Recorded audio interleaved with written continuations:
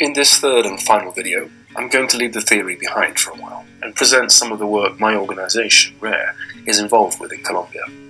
RARE's mission is to inspire change so that people and nature thrive. Colombia faces many environmental and social challenges, and these are undoubtedly made worse by climate change. In this video, I will outline how we think RARE's signature behaviour adoption approach to conservation and human well-being may help Colombia achieve its climate adaptation and mitigation goals. I should begin by explaining a little about RARE. RARE is an international conservation NGO that trains local partners in the use of applied behaviour adoption techniques to promote new social norms for conservation and human well-being. RARE teaches each step in this process through its theory of change, which sets out to not only make people more aware, but also to change attitudes and shape conversations, all the while clearing the path by means of technical or legal interventions, for example. New behaviours take root in innovator individuals in the target audience and quickly start to spread in the majority, thereby reducing the threats and ultimately achieving conservation and social results. The overall process is what RARE calls pride. Although it appears to be a linear process on this slide, the theory of change is actually a little messier. People often talk about things they do not fully understand, for example. The role of social marketing and other behaviour adoption techniques is in getting the target audiences knowledgeable, excited and talking about the desired behaviour change. There are no shortcuts to achieve lasting behaviour change. It's not about short-term incentives. People will be ready to adopt new behaviour when they understand why they should do so, and once they have had a chance to validate their judgment by talking to peers, and when whatever is holding them back has been removed. Ultimately, pride is about getting people to the stage where they change their behaviour not because they are told to, but because they want to. After its beginnings in St. Lucia in 1977, where Paul Butler used pride for the first time to reverse the extinction of the St. Lucia parrot, pride has to date been successfully deployed over 300 times all over the world and counting. The story of pride and how more and more people have followed Paul's footsteps across the globe will take a full-length feature film to document, so I suggest you look it up on RARE's website. I guarantee it makes fascinating reading. The pride approach is taught to the staff of RARE's partners, who we call campaign managers or fellows. They design and deliver calls to specific action on community-endorsed environmental goals through a series of events and media such as parades and puppet shows, mascots, billboards, radio shows, branded materials, and much else. Pride is not only about behaviour adoption, however. Throughout the process, RARE trains and mentors its local partners on project management, qualitative and quantitative research, and monitoring and evaluation. Can pride play a role for climate adaptation? One of the many challenges for adaptation is shifting attitudes and behaviour, not only in rural communities, but critically also with decision makers and resource managers. Let me give you an example. Back in 2013, RARE was running a pride campaign under the leadership of a passionate young campaign manager. As a RARE student, her pride campaign was all about changing behaviour of landowners upstream to protect their forest, while also establishing new social norms downstream so that water users would embrace their responsibility to help sustain the conservation actions benefiting their water source.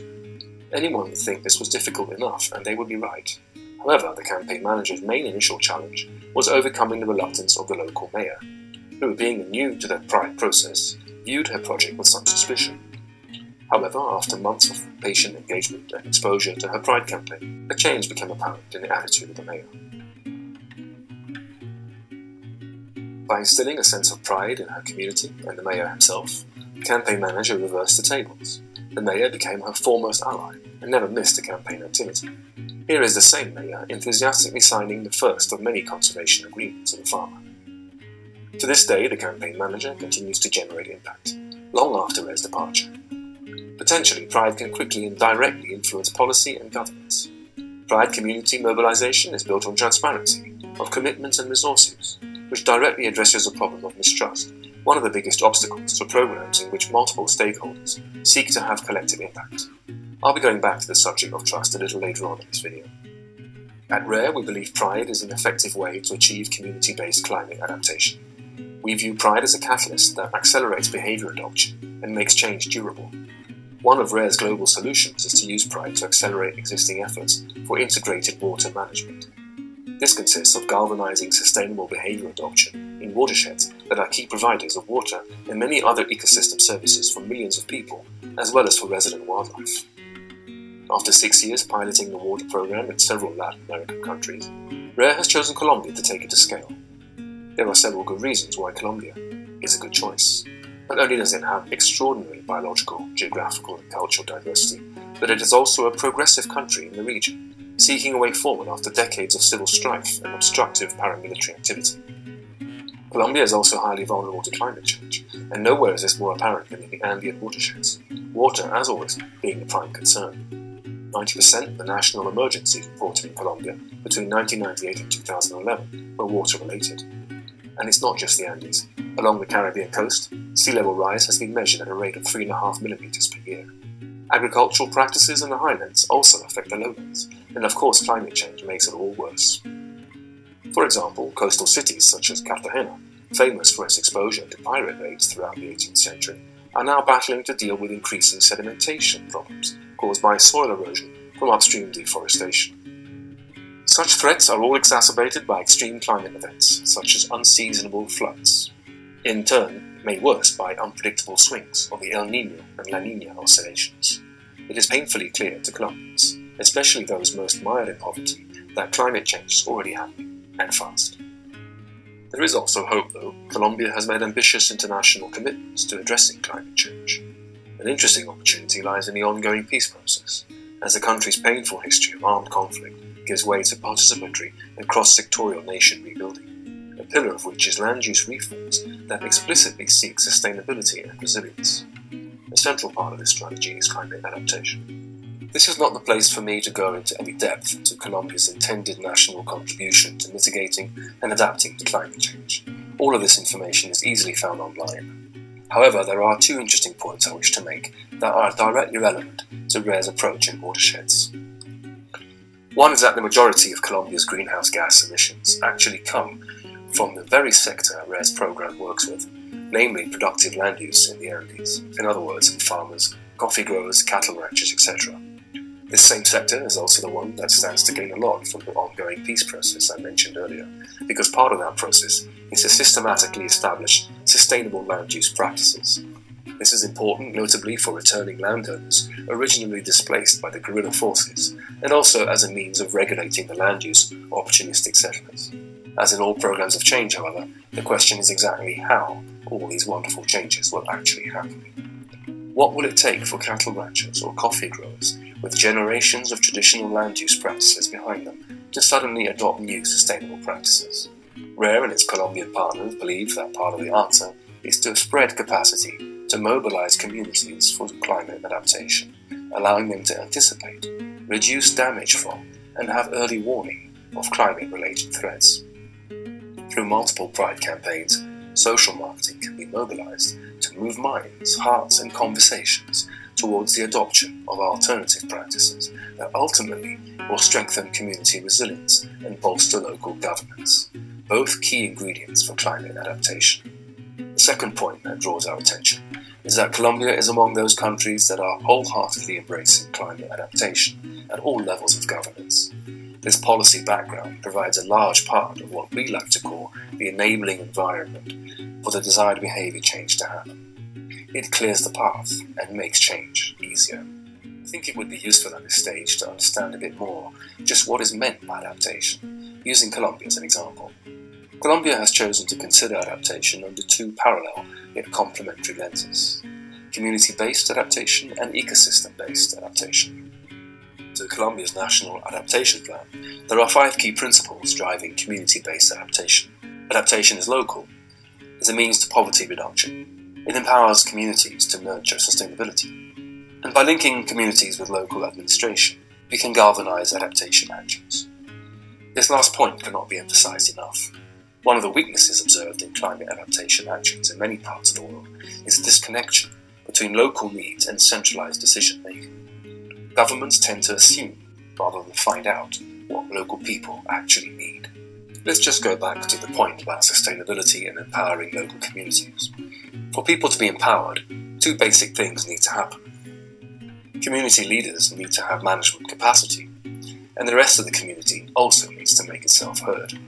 For community members to be meaningfully involved, they need access to quality information. We believe that Pride can help achieve this through local capacity building, research, institutional strengthening, technical accompaniment and guidance, community engagement, and of course, social marketing. When local people participate in planning, they inherently reduce their vulnerability, for example by preempting decisions that may negatively affect them. Policy on the ground must thus accommodate local adaptation priorities, and again, this is only possible through stakeholder participation. Adaptation actions need to be specific to the site they are implemented in, and they need to be tangible. Examples include enabling crop diversity, actions to restore ecosystem connectivity, soil stabilization, etc. Pride has multiple entry points into all of these bottom-up approaches and can serve as a sort of social cement, strengthening cohesion, transparency, and circles of trust among stakeholders. Here is an example of how Pride can reverse negative perceptions and build trust. This graph, from RARE's recently completed project in the Valle del Cauca region of Colombia, shows how the perception of local people toward the main regulating environmental authority changed after just a few months of Pride campaigns implemented by staff from that institution. The positive shift occurred at all of these 7 project sites. Trust and positive perceptions are invaluable to strengthen local governance. Rural communities, in particular, have often been exposed to countless development and conservation projects that, due to bad planning and lack of foresight, eventually fizz out and do not deliver on promises made. As a result, local people rarely trust institutions, and this is a universal truth in Colombia, as in many countries. In the context of climate adaptation, this means that community participation must not be limited to mere consultation. A true bottom-up process requires starting off with an open slate. Communities are equal partners in a level playing field, and the first task is to overcome lack of trust. The other approach to climate adaptation, being promoted in Colombia, is ecosystem-based adaptation. As defined by the National Adaptation Plan, ecosystem-based adaptation is available to rural populations with low incomes. It generates social, economic, and cultural benefits. It reinforces efforts towards biodiversity conservation. Healthy ecosystems and high biodiversity allow greater resilience. It takes into account territorial vulnerability. The Colombian Andes and the coastal regions are the most vulnerable to climate change. Lastly, ecosystem-based adaptation reduces vulnerability by striving to maintain provision of ecosystem services. Ecosystem services consist of supplier services such as water, food and wood, regulatory services such as water and air quality, and cultural services such as recreation and spirituality. These services nourish human well-being in terms of security, material goods, health, and social capital, meaning basic human rights such as education and freedom of expression. When ecosystem services can be preserved and human well-being benefits as it should, the stage is set for adaptive capacity. RARE's watershed program in Colombia can potentially deliver results that will contribute to the national agenda for both community-based and ecosystem-based adaptation. In fact, the urgency of the climate situation in the Colombian Andes means that at a local level, we need to think not merely in terms of adaptation, but of climate-compatible development.